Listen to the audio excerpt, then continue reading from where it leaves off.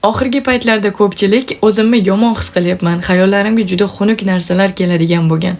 Iymonim sustlashayotgandek, men nima qilsam bo'ladi degan savolni ko'p beradigan bo'lishdi. Bu savolga javobni o'z tajribamdan hamda fikrim orqali tushuntirib bermoqchiman. Siz kasalsiz, gripp kasali. Bu kasallikdan keyin baribir tuzalishingizni bilasiz. Tuzalishdan umidingizni uzmagansiz va sizda dori orqali tezroq tuzalish imkoniyati ham, ya'ni varianti ham bor. Iymondagi holat ham deyarli shunday.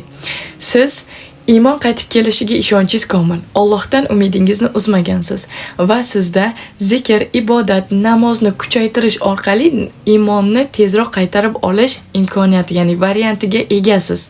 Kasallikda dori ichib birdaniga tuzalib ketmaganingiz kabi, iymonda ham zikr, namoz, ibodatlar orqali birdaniga iymonni his qilmasligingiz mumkin. Lekin bu siz iymonsizsiz degani emas. Chunki hech kimda iymon bir xil holatda turmaydi. U ba'zan pastga tushadi, ba'zan esa tepaga ko'tariladi.